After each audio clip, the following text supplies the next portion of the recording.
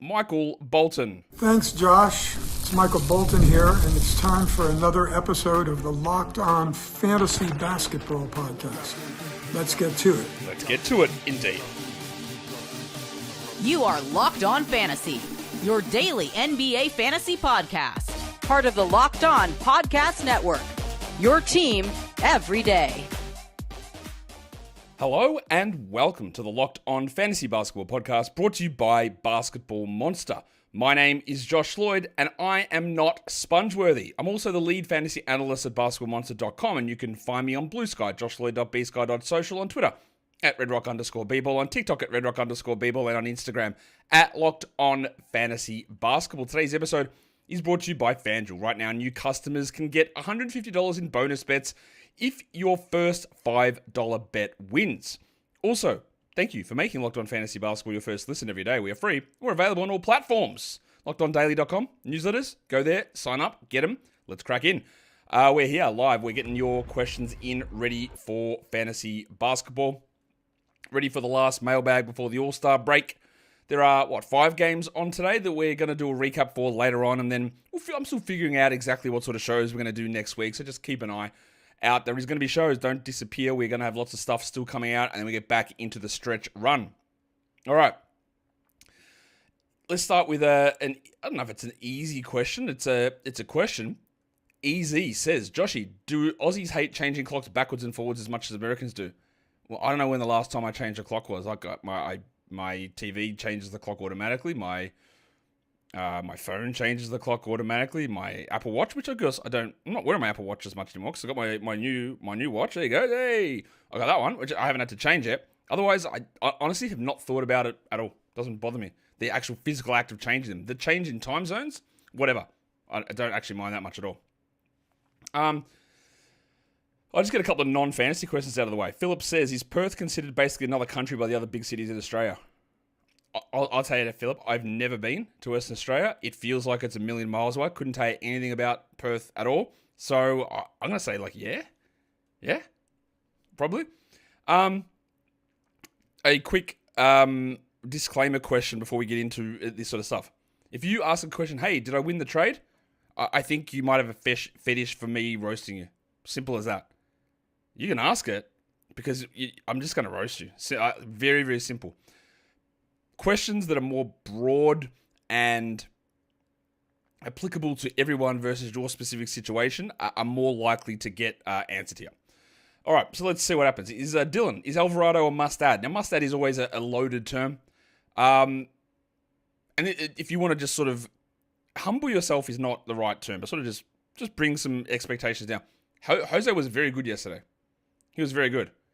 I would ask you to look back literally one game, the literal game before, where he started and played 23 minutes and did absolutely nothing. So, when we talk must-add, it's like, should you be trying to grab Jose Alvarado? Sure. I think it's worth it, but there is not even anything remotely close to any sort of guarantee of good level production. Because we saw it 2 days ago, that he did nothing, played 24 minutes and provided absolutely nothing for us. So yeah, that's it is very easy to get caught up in the one game performance and wow, look at that, he's starting and DeJounte's out, and it all makes sense that Jose is going to do all these things. But he had the last 2 games with, of course, DeJounte out. He started 3 in a row. These are his games. 5, 3, and 9. 9 assists and 3 steals is good. 9, 0, and 0 with 0 and 0. And then 18, 3, and 9, 2 steals. Great game. 2, a mid game, a bad game, and a good game. And then, of course, the game before that, when DeJounte was hurt, he didn't start and had 8 points coming off the bench playing 22 minutes. And then he missed a game. So, it's all over the shop. But to answer your question, sure. Yeah, no worries. Okay, favorite NBA player. I am a 45-year-old man who works in the NBA media industry. I do not have a favorite NBA player. I work to cover teams and players as equally and fairly as possible, unless it's Taylor Horton Tucker. So I don't really have one. I've had plenty of them growing up, but yeah, don't really have one. T-Lam, who are some good stashes over the All-Star break into fantasy players? Well, that'll be something that I will get into and I'll do a show on. I'm thinking over the All-Star break. But a lot of times, and you saw this at the trade deadline. Stashing very rarely works, and often the hit that you take in creating a stash, like I could easily say, well, Day'Ron Sharp, if he gets starting and they sit Nick Claxton and Sharp plays 28 minutes, he'll roll with top 50 numbers and you'll be cooking. But then you also just might be sitting with the 190th best player on your bench for 6 weeks and lose, waiting for that to happen. Same with Jalen Smith, or same with Carlo Makovic, or same with Matos Buzelis, or same with whoever. All right, it is, especially when you get to the playoffs and we're pushing into this zone, stashing becomes absolutely a nothing thing. Across the All-Star break, it's a little bit different because nothing's going on, right? But it is very independent of very dependent on this individual situation that you're in. Should you fear about a pool shutdown? I don't fear about anything. I am impervious to fear. But the only data we have on this, right, is that last season he played all the way through. What I think you would look at with this Wizards team is if Poole gets hurt, they won't be in a rush to bring him back. But I don't think I don't believe there's anything egregious that's going to happen. Any updates on Aiden? Not since the update yesterday, no. The update yesterday, I'm not sure, maybe you haven't seen it. He has a torn calf. He's out for at least 4 weeks. I was told before that information came out that it was a long-term injury and it probably ends his season.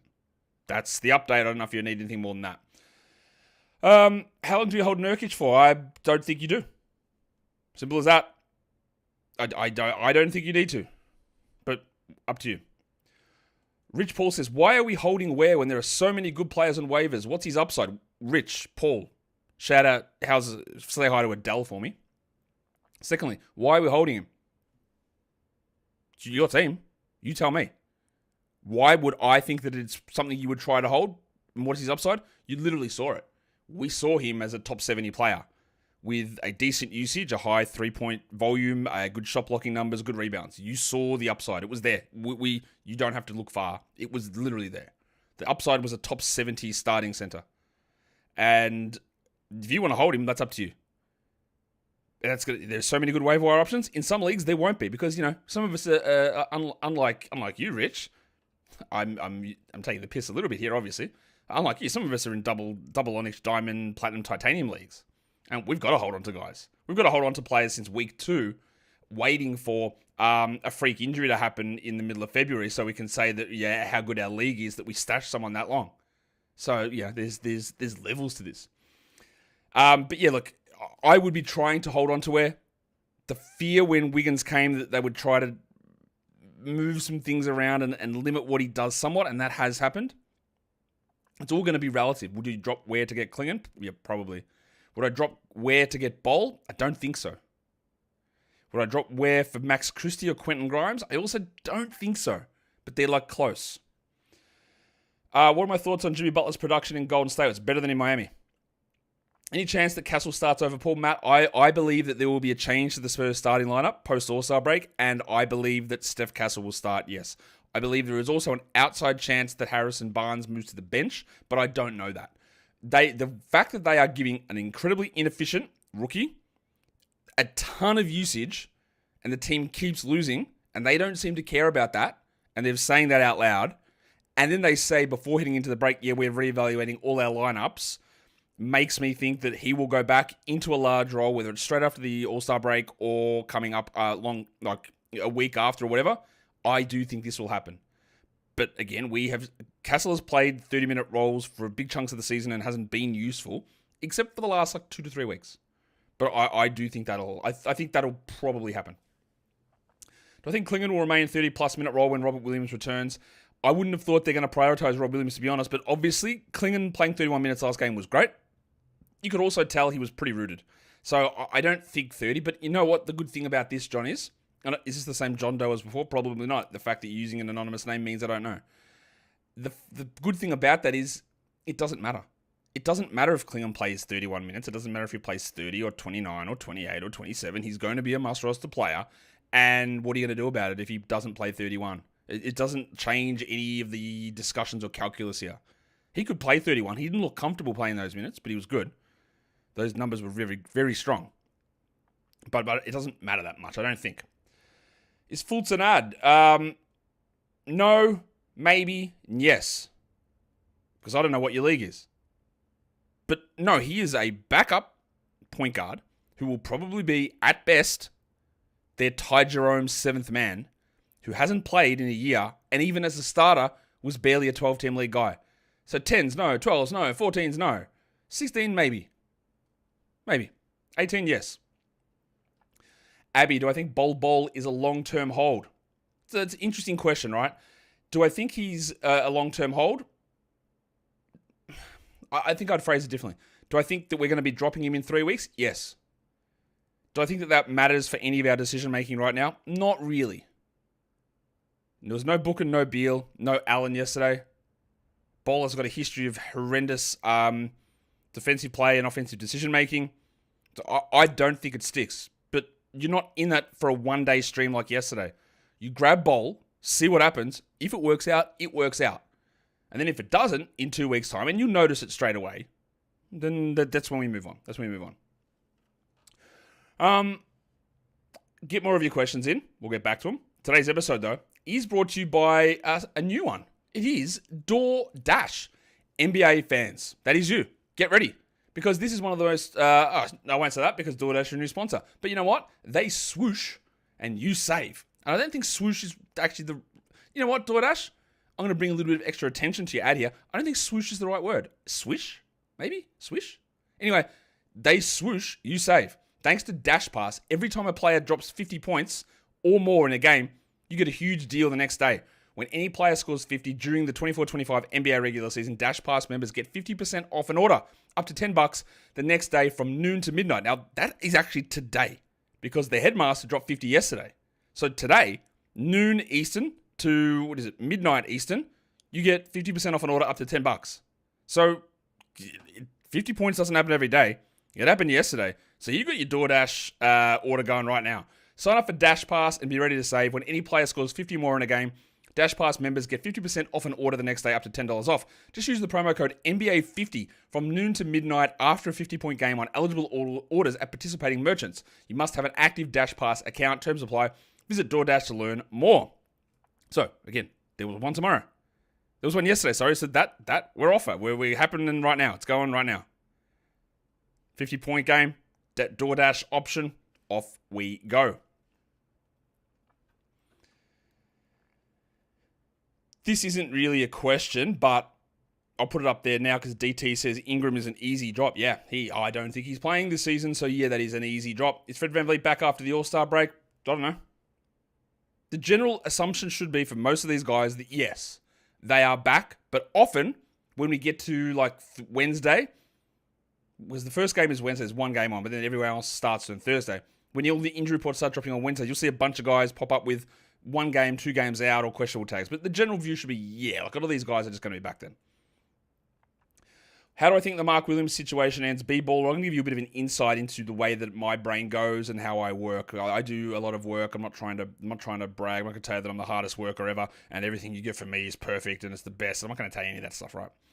But I work a lot. And me wasting energy on trying to figure out how something ends on a situation where I could literally never predict it, I haven't thought about it for a single second. It's frustrating. I'd like to know what's going to go on. But I can't sit there and go, well, what if I brief the legal documents and think about it? I don't have the time to divert that much energy to thinking about how an unprecedented situation will end. I'll just, when it happens, I'll react. So I don't know. I could give you an answer now, and in a day's time, I'll give you a different answer because I just don't know. In my honest opinion, I'm sorry, Swiss Supreme, you're only getting dishonesty from me, but I'll do that anyway. Would you rather keep in a 12-team points league rest of season Alvarado or Collier? Give me Collier. No, I'm going to dishonestly tell you that's an honest opinion. It is Collier though. Is Keon Allen a must-add in a deep league? In a deep league, it's not even a question. It's an easy add, yeah. I think he's an add in all 12-team leagues as well. Like I said yesterday, I'd be a little cautious that he's still got only 29 minutes. He had to shoot 71% to get there, and Fultz is arriving. But yeah, he's an ad. He's an ad. All right, we got a lot of questions in here. What do I see the upside being? Oh, Galahad, you are the actual king of being a part of all live streams. You and Yuri. Who else is in there? Well, unfortunately, he who shall not be named is no longer with us in those chats, so that's a shame, but you're always in there, so I appreciate you. What do I see the upside being for George Niang in Atlanta with all the injuries? Well, we sort of got a glimpse of it yesterday. And this is where fantasy basketball can be fickle, right? George Niang, pretty good game the first time out, and then moved back to the bench. Mohamed Ware, he started, and Niang was like, whatever, he was a little bit mid. He was like, okay, that's the George Niang we know, it's 14 teams, it's whatever. But then, of course, in that game, Larry Nance went out, season over. Vic Krejci went out, basically season over, and that means that his value goes through the roof.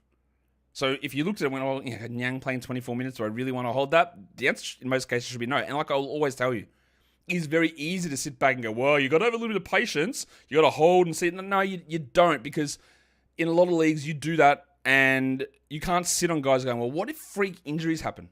What if that happens? What if there are just freak injuries happening, and I've got my 40-man bench. I've got to hold everybody I can for freak injuries. Niang, good. Back to George Niang. You go, I don't know about that. 2 injuries happen. Back up. So what I'm overall saying here is, I think you should add George Niang.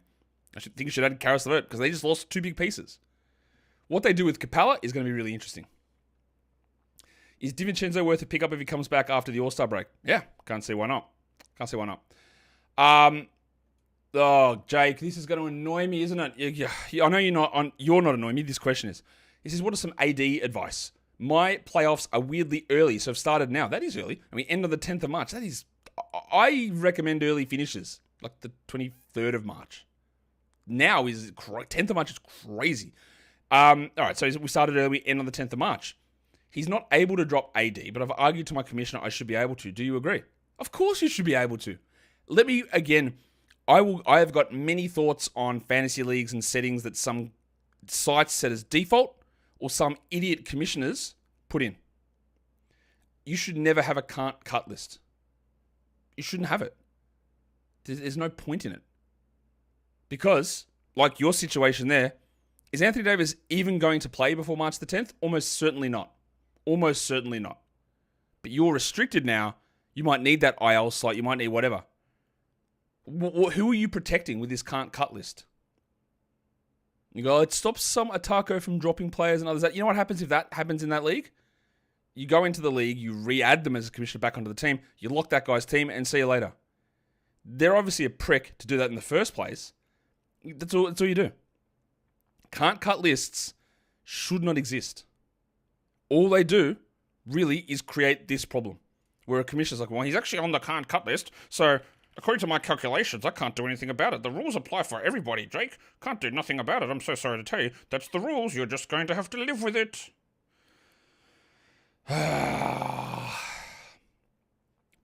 When Fred VanVleet returns, I think his role will be diminished by men. He has also been inconsistent all season. I'm considering dropping him. Dylan, let me phrase it this way too.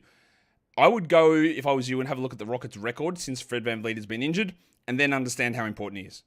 Yes, he's been frustrating for fantasy at times, yes, but he is that important for that team that since he has been out, they barely win games. I think some of that is Jabari Smith, but most of it is Fred VanVleet. Every single year, Fred VanVleet's advanced impact stats are through the roof because he makes teams better. He creates wins.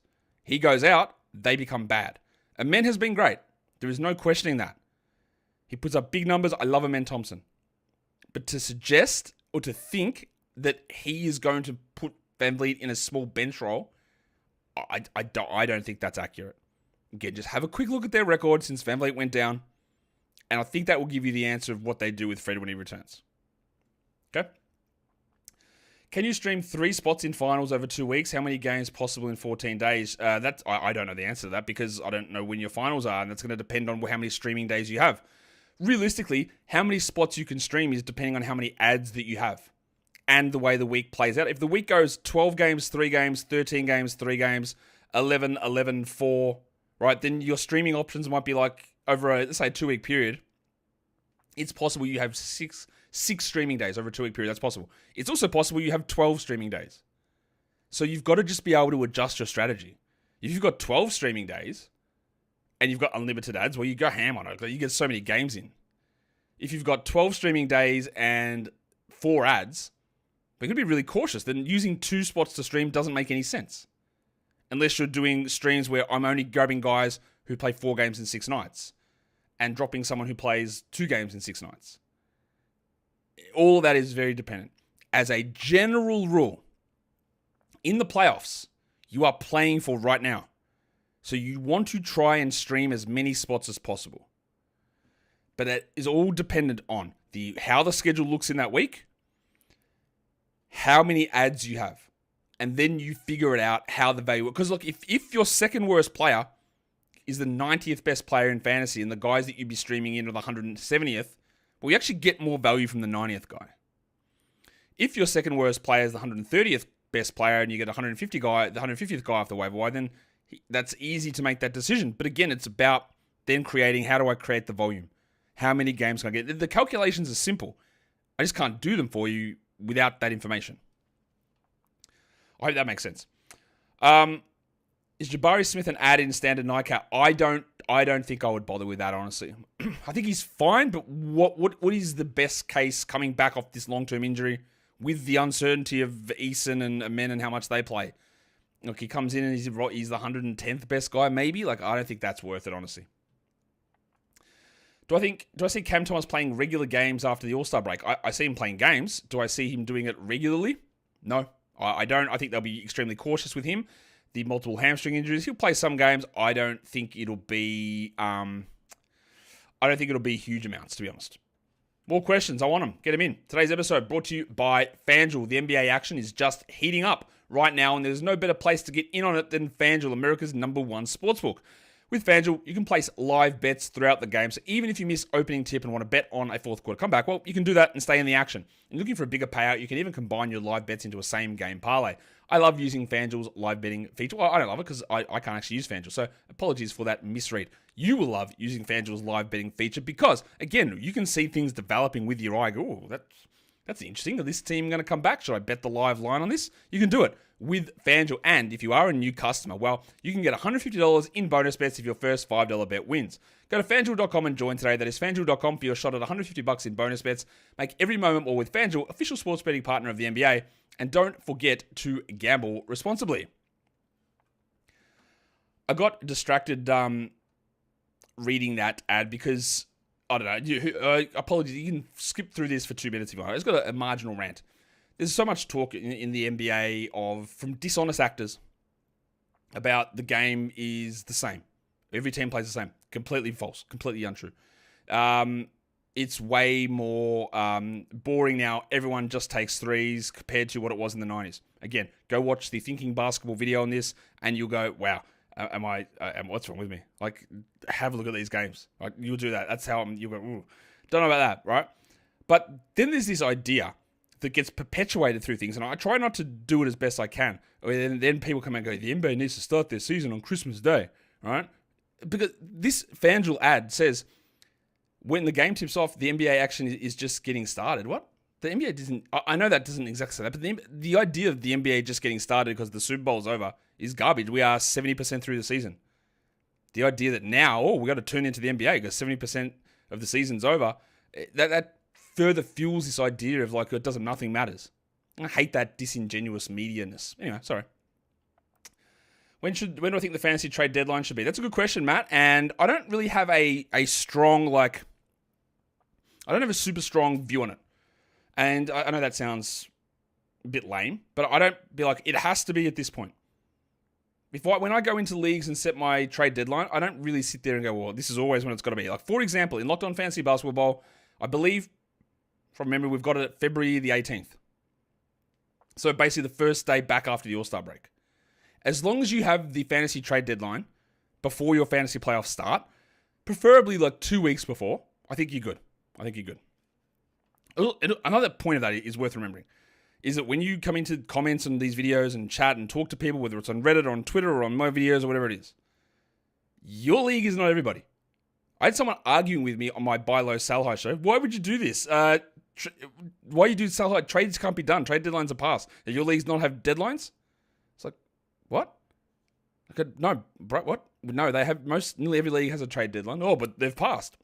In your one specific league, yeah, but default Yahoo is like the 3rd of March, I think. 98% of leagues don't have their trade deadline being passed. So it is really important that, like, what happens specifically in your one league does not apply to everybody. All right. What else should we do here? Between Grimes, LeVert, and Alvarado, who would you add? Michael Young. I assume that's pronounced Young. That's a really good question, and it brings up a larger point, because the overall answer here doesn't matter. And that sounds flippant, but it doesn't matter. The fact that you have the option to add Grimes, LeVert, and Alvarado, who all to me are guys that you definitely want to consider adding and probably look to add. The fact that you have all of them available suggests to me that you're going to have very good options pop up on your waiver wire all the way through. And the differences between those guys, it's going to be one. Alvarado will have a good one and a bad one. LeVert will shoot 20% in one game and then be great. Grimes will have games where his usage is up and usage is down. And they'll all hover around the same area. In the end, you're going to get more assists from Alvarado. You're probably going to get more scoring from LeVert, and Grimes will just do in between. Have a look how it makes sense on your team. But overall, that sort of decision, I wouldn't stress. The fact that they're still there available for you right now suggests that your waiver wire is a little bit blossomy. There's a few guys there. So if you grab it, it's the wrong guy. Well, either those two guys will be available or someone else good will pop up. And I think we can focus so heavily. Like, people make like crazy, like, man, you cost me my season because I added Carlo Makovic. You know what? I actually didn't. I didn't cost you your season. I didn't make you add Carlo Makovic. And if that one move cost you your season, well, I think there might be some other things maybe bubbling under the surface there. Because we need to look at all this stuff. And we talk tiers and we talk valuation so much during the preseason. And it sort of goes out the window when we head into the regular season. While it's great to add Alvarado, it's great to look at LeVert, it's great to look at Grimes, there might be 25 players with similar value that pop up from now in the next 3 weeks. So again, I'm all about preserving thought. Don't paralyze yourself on decisions that in the end, and I say this to my partner all the time, right?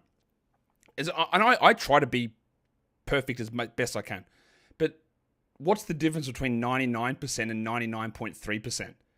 It should be like, oh, what about this color? And it'll be like, this is a fake example, but like she'll go, I like this red. Then she'll like look at the next one. It's like half a shade different. I go, bro, it doesn't matter. What are we doing? The red looks good. It pops. What are we actually matching here? You're wasting energy, time, thought process on that sort of stuff. And I think that's a life lesson for me. Have you ever seen a Tasmanian tiger? Mike, no, because I wasn't alive 100 years ago when they went extinct. So no, I have not seen one of those. Shout out to thylacines. Joel says, is Bilal Coulibaly worth rostering? His percentages are bad. Well, you bring up a really good question again. I love the questions here where, A, there's specificity about them, that's the word, but also they can be turned into more broad-ranging topics. Is Bilal worth rostering? The answer is yes and no. His percentages are bad. Okay, that's true. Do I expect them to be consistently good? No, not at all. And for some people, that won't matter at all. It won't matter a single second. And usually in fantasy playoffs, that's a key thing too. But for you, Joel, that might really cause a problem on your team. So for you, it won't be worth it. But for others, it will. And that's the beauty of this game. That's the beauty of playing this, is that decision whether he is rosterable can't be shouted down from me. I can't tell you, he must be rostered. I can't tell you he must be dropped unless it's Keldon Johnson. I can't do those things because one man's trash, Bilal's shooting, is another man's treasure, Bilal's other stuff. And how that works, that's the differences. That's the beauty of it. Back Brunson, let's transition out of fantasy for a question. What's my favorite movie that I saw recently? That's a really good question. I don't know. I can't. What movies have I even seen? What movies have I actually seen? I feel like my brain is so fried that I struggle to watch movies in general. The last one that I can remember watching is The Kingsman, but the third one, Kingman or whatever it is, that one. The last show that I really remember watching, all the way through, Slow Horses, watched all that. That was a banger. Yeah, this show was an absolute banger. And we're currently in the middle of watching Severance, but yeah. Can't think of... man, Severance is so good.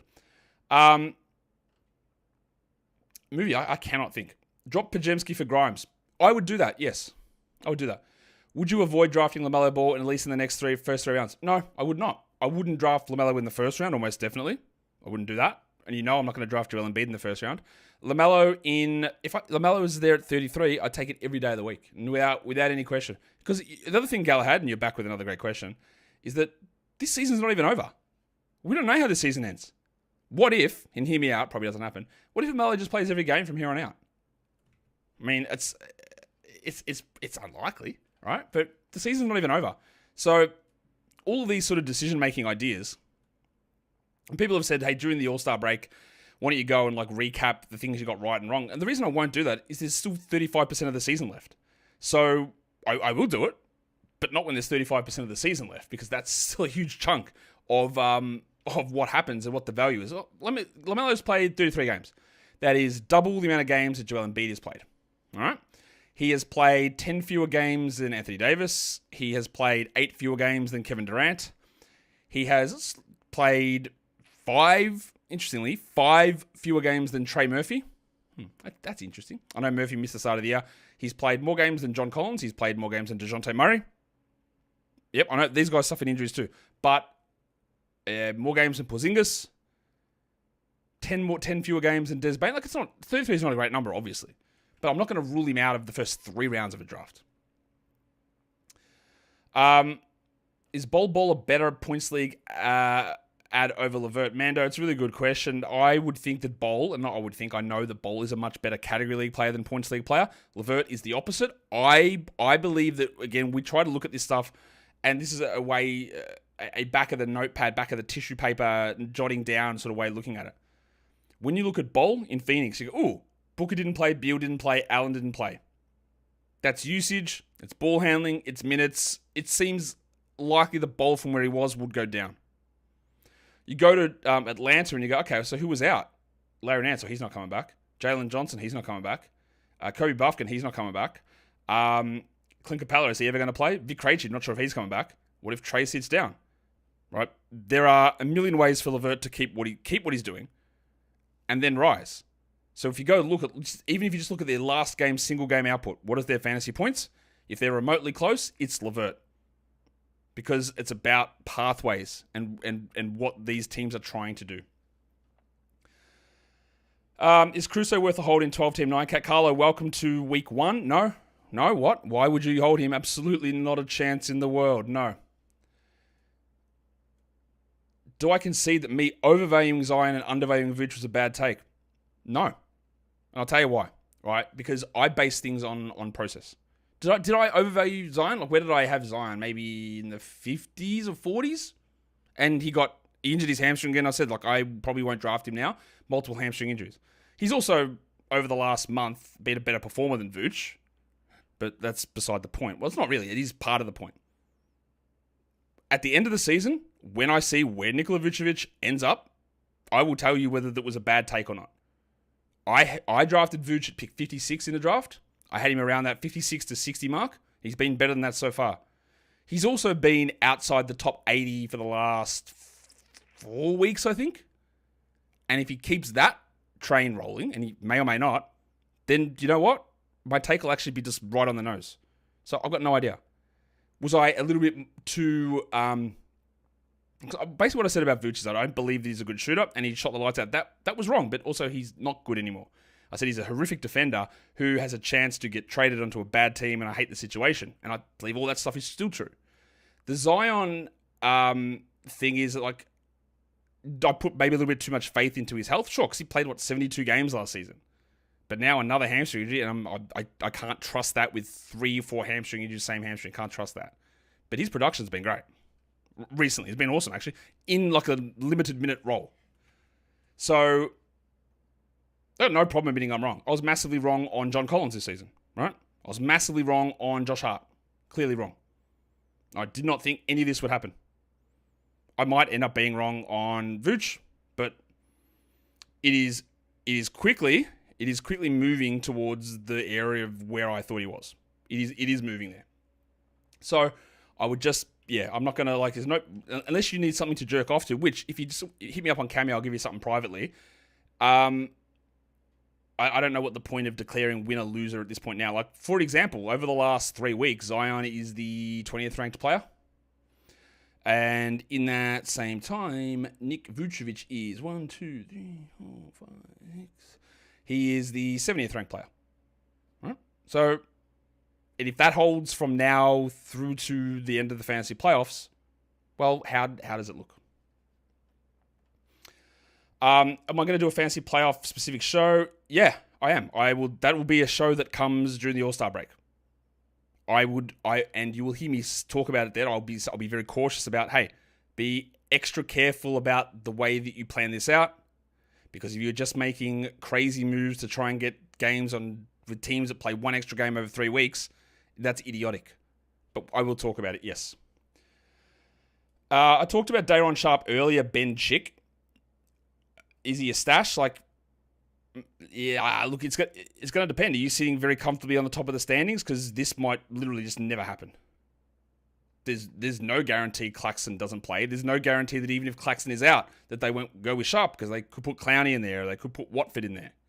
So he looks appealing, but usually stashes don't work. They just don't work. Rakshay, it's a good question, but I'm not answering because you're typing in all caps. What else have we got? We've got a couple more questions that I'm going to get out of here. What's my favorite thing about Australia? I'm curious as an America. Camden, it's a good question, and I never really know how to answer it. What's my favorite thing? I don't know. All I know is being an Australian. Who wants a crazy, I'll get to you in a second. Armin, does Boston wants to have points league player rest of season rankings? Yes. Is it paid or for free? It's subscriptions for members. So no, it's not free. And the beauty of Basketball Monster is that every single part is customizable. So whatever your league is, whatever categories you use, whatever point system you use, I don't come out and say, here are our points leagues rankings. This man is 5th, this man is 10th. You go, my league is different. Bad luck. This is the ranking. You just put your settings in. I have all of the projections, calculates it out, and shows you how they project out. Yep. Anyway, Camden, this is my rant here. I've got no idea. I've only ever been Australian. I've only ever lived in Australia. I've only ever lived in Melbourne. I've got no idea. What do I know? I can judge or stereotype based on things. I've got no idea. But whatever, it's fine. This is just how I live. People say, what's the best thing to do in Melbourne? I got to know. What do I do in Melbourne? Stay inside? Nothing. It's where I live. It's who I am. All right, so I don't know. I'm sure there are plenty of great things that I could say. But there are plenty of things where I go, well, that's actually shit here compared to somewhere else. But it's hard to know that. And you ready for my insane take of the day? You know when people are like, it's my boyfriend's birthday, it's Father's Day, it's my dad's birthday, it's my mum's birthday. You are the best dad in the world. My immediate reaction is, you don't know that. You've had one dad your life. You've had one. This is your boyfriend now. Have you tried everyone else out? Maybe you have. Maybe you are for the streets. I've got no idea. But you don't know that person's the best in the world. You've got absolutely no idea about that. How do you know that this is the best mum in the world? I've got the best mum in the world. You want to fight me? Because I do. I don't, because I don't know that. It gets to me. You don't have that experience to tell me that, to make that proclamation. Who are you? The king of mums? Insane take of the day. Do I have a sleeper team to make a deep run in the playoffs? Probably would have been Dallas, but yeah, not happening anymore. I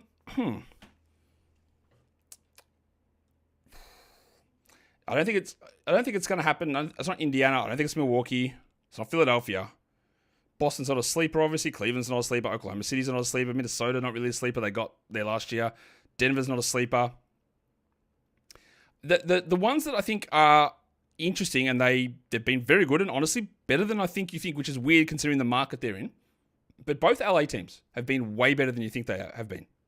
And Luka, the lack of center for the Lakers is troubling. But I think both LA teams are being, again, it's amazing. It's the bloody Lakers and it's in LA. I think both the Lakers and the Clippers are being a little slept on. Do I think Sacramento? No way. Like, if you are playing DeMar DeRozan and Zach LaVine together, you are a sleeper to get the number 1 overall pick.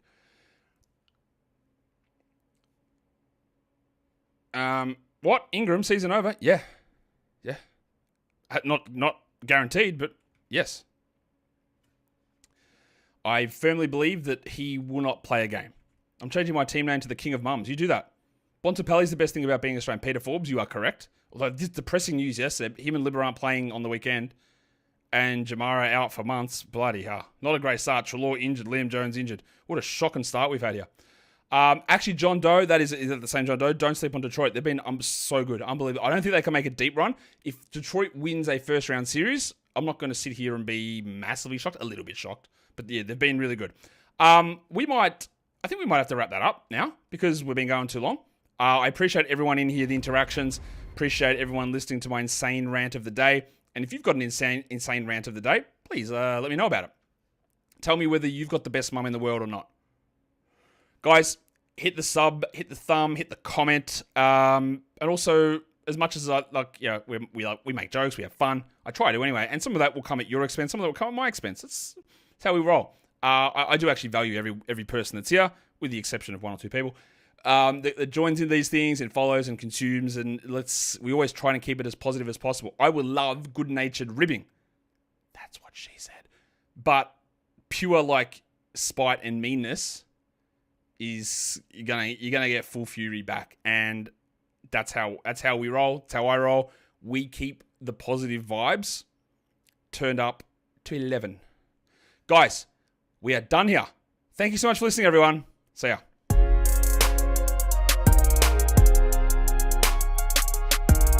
Drop a good question in now, you might get a post-credit scene.